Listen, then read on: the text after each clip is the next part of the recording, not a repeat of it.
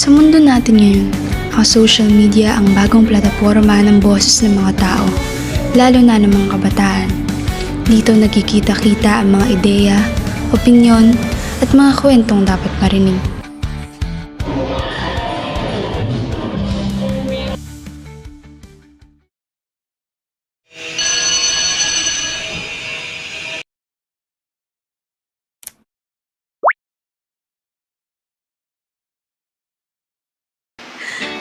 Hello guys, nandito ako ngayon sa room at wala kaming teacher. Ano nga bang gagawin natin?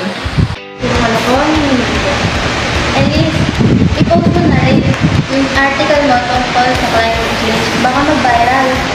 Hindi naman lahat ng viral may sulit. Pero pwede rin para makalta words. Guys, huwag lang dito ang habang natin. Ano ba ang impact ng content natin sa mundo? Seryoso mo naman Sam, kaya mas marami akong display sa iyo eh. Okay lang yan kahit kami yung nanonood. At least may natutulungan sila.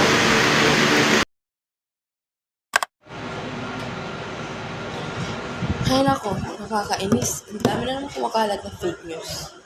Bes, relax. Hindi lahat ng online debate ay kailangan mo sa iba. Mag-focus lang tayo sa pag-spread ng tamang information. Pero paano kung maniwala ang iba sa fake news, di ba? May responsibility tayo na itama yun. Oo naman, pero kailangan din sa tamang paraan, pero hindi puro away. Paano ba ito? So pamangkin, kamusta? Tignan mo, may order na ng mga gulay. Kailangan ko bang i-like lahat ng mga comments? So, hindi na kailangan. Replyan mo na lang sila at i-confirm ang order. Ang galing talaga nito. Pero paano kung di magbayad? Dito, tiwala lang tayo sa mga buyers. Ang mahalaga, magaganda ang feedback.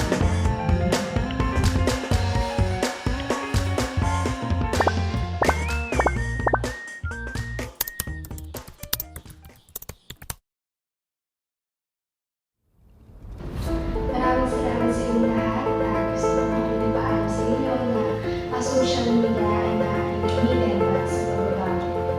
Guys, supportahan natin ang local farmers.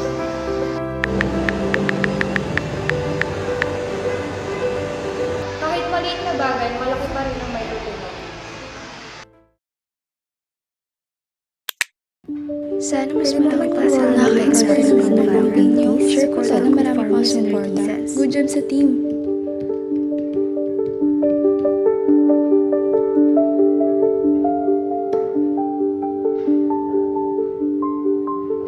Ang social media ay isang makapangyarihang sandata.